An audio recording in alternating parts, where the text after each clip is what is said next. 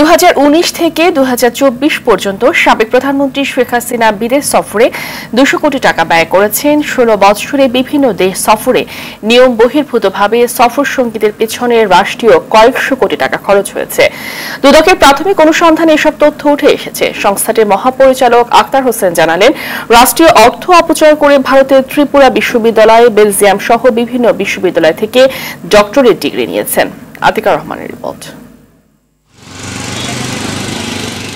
16 বছর প্রধানমন্ত্রী থাকা অবস্থায় শেখ হাসিনা বিভিন্ন দেশ সফর করেছেন। জাতিসংঘ অধিবেশন সহ বিভিন্ন দেশের সম্মেলন ও বিভিন্ন অনুষ্ঠানে মন্ত্রী, এমপি ও নেতাকর্মীর বহর নিয়ে সরকারি সফর করেছেন। দুদকের অনুসন্ধানে উঠে এসেছে, 16 বছরে শেখ হাসিনার প্রতিটি বিদেশ সফরে প্রয়োজনের অতিরিক্ত সফরসঙ্গী নিয়ে বিদেশে গিয়েছেন। 2014 সালে 178 জন, 2015 সালে 227 সফরসঙ্গী নিয়ে নিউ ইয়র্ক সফর করেন। 2019 সাল থেকে 2024 সাল পর্যন্ত শেখ হাসিনার সফরে 200 কোটি টাকা ব্যয় হয়েছে। শেখ হাসিনা সফরে বিমান খরচ হয়েছে 250 কোটি টাকা। সরকারের কাছে 2023 সাল পর্যন্ত বাংলাদেশ বিমানের পাওনা রয়েছে 50 কোটি টাকা।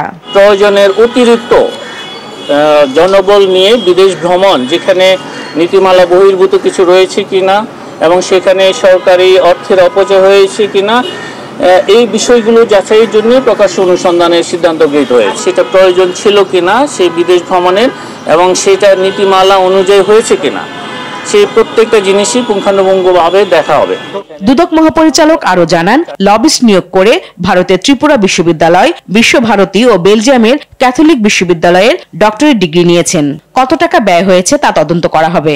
জাতীয় স্বার্থের পরিপন্থী চুক্তির বিনিময়ে বিভিন্ন দেশ হতে ডক্টরেট ডিগ্রি লাভ সংক্রান্ত অভিযোগের বিষয়ে গোয়েন্দা তথ্য অনুসন্ধান করা হয়েছে। গোয়েন্দা তথ্য অনুসন্ধানের ভিত্তিতে এ বিষয়ে প্রকাশ্য অনুসন্ধানের সিদ্ধান্ত গৃহীত হয়েছে।